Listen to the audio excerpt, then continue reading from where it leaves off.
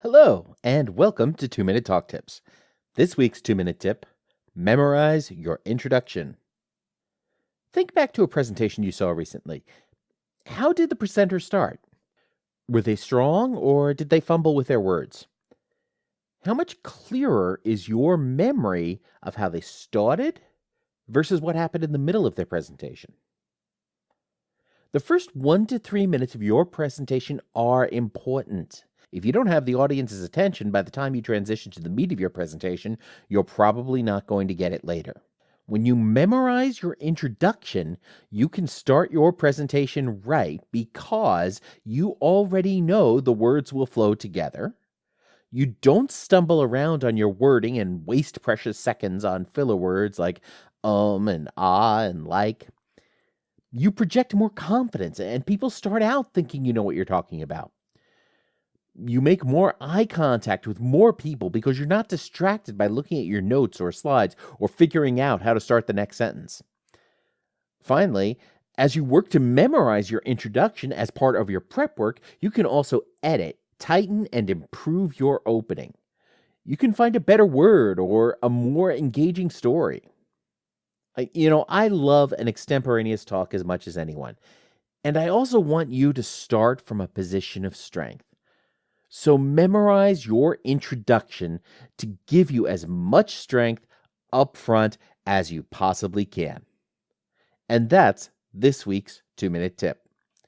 Stick around after the break.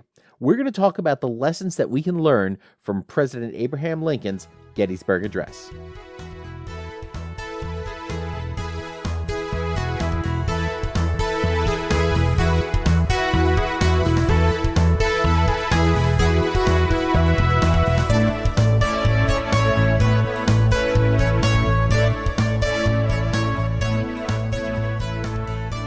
Welcome back to 2-Minute Talk Tips. I'm Bill Monroe. This episode is probably going to be a little bit shorter than normal, but I'm excited about some of the new things I'm going to be trying out this week, inspired by the way the calendar happened to land. So be sure to let me know what you think at 2minutetalktips.com.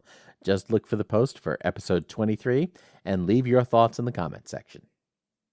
As I record this episode on May 29th in 2017, we are just wrapping up Memorial Day weekend in the United States. It's a time we set aside to honor the men and women of the armed forces who gave their lives in the service of our country, defending the values of freedom and liberty we strive for every day. I'm going to do something a little bit different this week.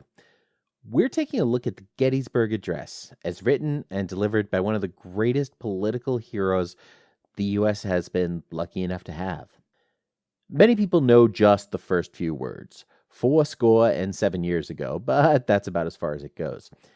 And fewer people know that the speech was just one part of a larger dedication of a cemetery for soldiers who died fighting on the very soil that would become their graves during the Civil War.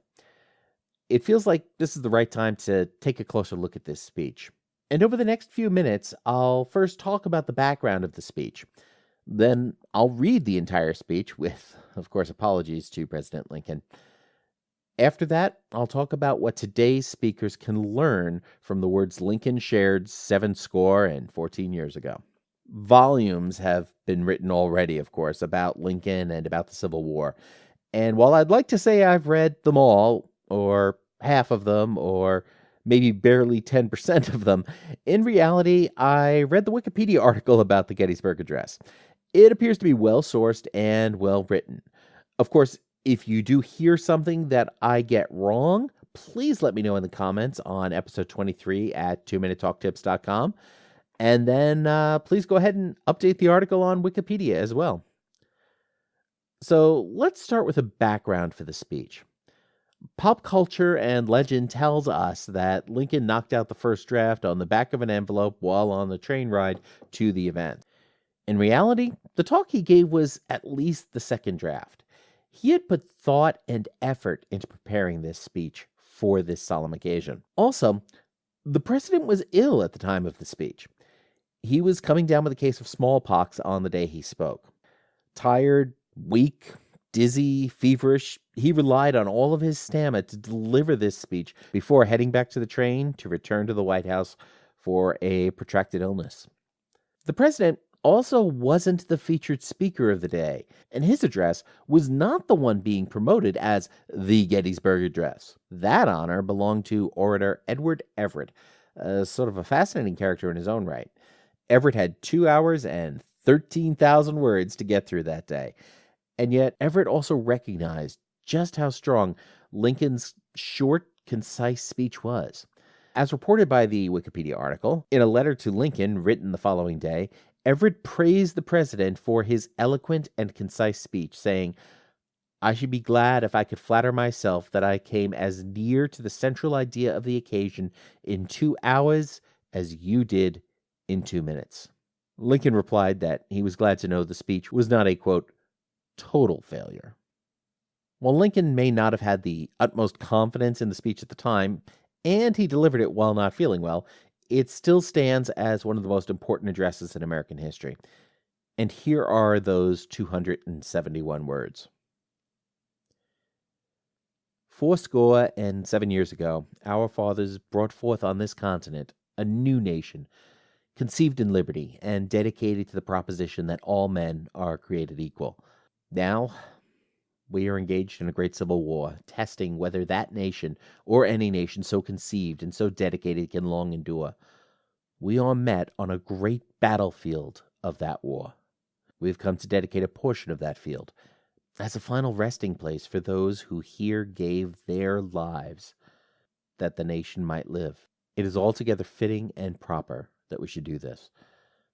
But in a larger sense, we cannot dedicate, we cannot consecrate, we cannot hallow this ground.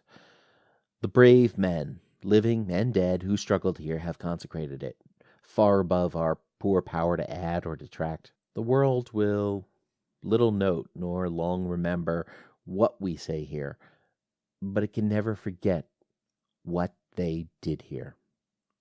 It is for us, the living, rather, to be dedicated here to the unfinished work which they who fought here have thus far so nobly advanced. It is rather for us to be here dedicated to the great task remaining before us, that from these honored dead we take increased devotion to that cause for which they gave the last full measure of devotion, that we here highly resolve that these dead shall not have died in vain, that this nation under God shall have a new birth of freedom, and that government of the people, by the people, for the people, shall not perish from earth. And again, of course, my apologies to President Lincoln for my interpretation of his words. There are as many takeaways from this as there are audience members. I want to talk about 3 that are probably most relevant for speakers today. Those 3 are be brief, revise, and remember your theme. So let's start with brevity. 271 words in just over 2 minutes. That's all Lincoln needed to mark the solemn occasion and articulate a path forward and the responsibilities all Americans share. That's it. And this is the speech people still talk about. We remember Lincoln's 87 years ago. We don't remember Everett's standing beneath this serene sky, overlooking these broad fields now reposing from the labors of the waning year, the mighty Alleghanies dimly towering before us, the graves of our brethren beneath our feet. It is with hesitation that I raise my poor voice to break the eloquent silence of God and nature, but the duty to which you have called me must be performed.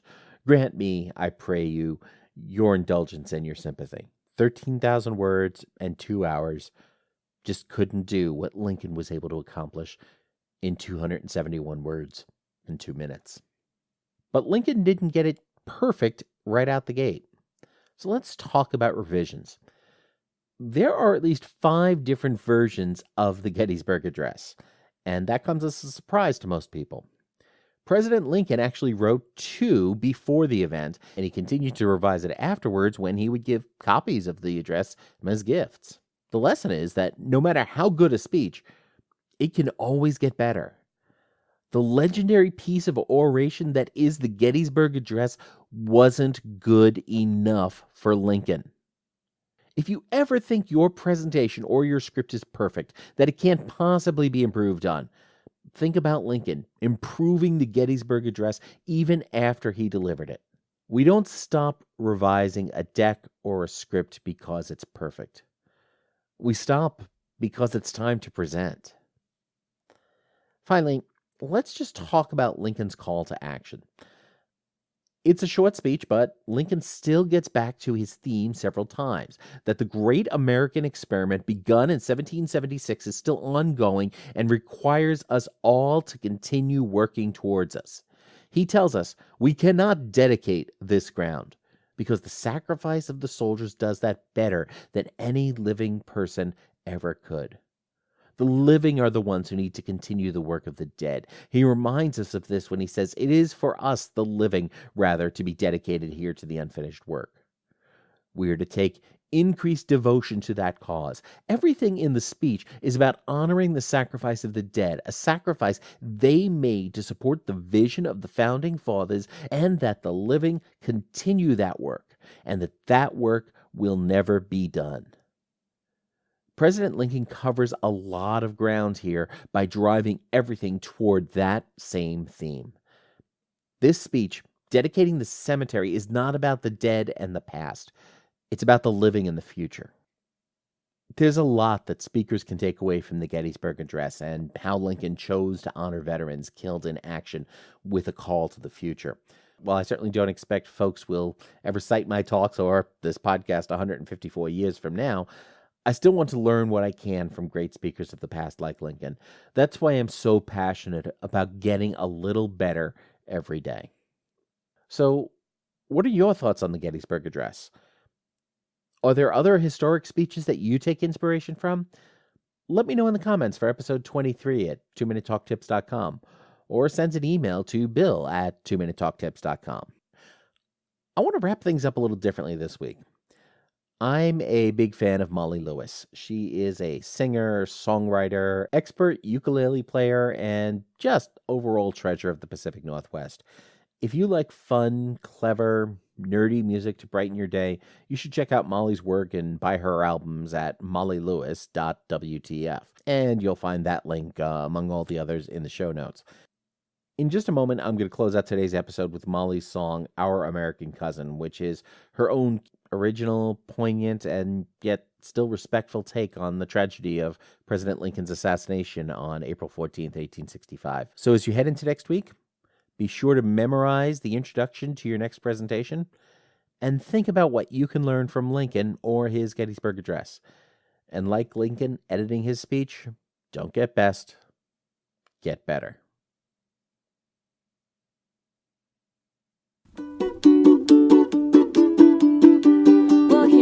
Ford Theater. Wow, this is pretty awesome. I don't know what this play is, but I don't really care.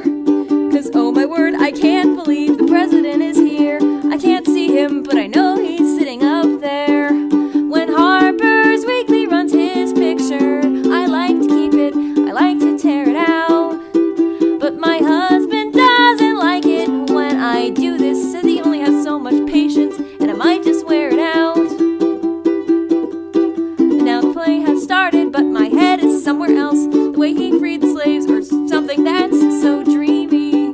I wonder what his view is like from way up in that box. If I turn in my seat this way, no, maybe this way, he might see me. He'll be like, who's that fetching beauty? And I'll wave and be like, hi. And I'll run off with him and we'll have tons of babies. And we'll live in a log cabin and I'll stay home and brush his hair. And my husband here can... What was that noise? Tyrant and a crook. If you just take a closer look, you can see the lies just dripping from his mouth. He suffocated half the land with his long and bony hand. He doesn't give a damn about the South. He robbed us all of house and home, and then he left us all alone. It is obvious the deed that must be done. Can't be trusted with the power, and now the clock has struck the hour. I act on the behalf of everyone, and I'll liberate my country, unseat the despot. The old rule will vanish. I will turn the page of history. We'll get a new start. 6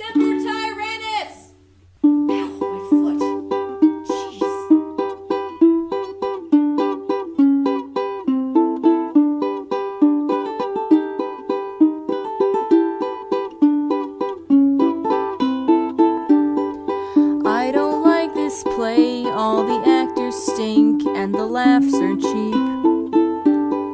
I've been out all day, I just want to eat, I just want to sleep. It's my second term, it's a fragile piece, hope it stays around. My resolve is firm, I have made this bed, now I must lie down. My nation's come a long way, and today our many states may stand united. 'Twas a heavy price we had to pay, and I hope our efforts don't go unrequited. Time has not been kind, we lost thousands of boys, I lost 2 of my own. North and South combined in an orgy of violence like none we had known. Such a war was fought, brothers fought against brothers on my command. But was it for naught when the slaves are all free in a more perfect land? My first term went by so fast, and so far I'm thankful for the years I've had. The war is now in the past, and this play really isn't that bad.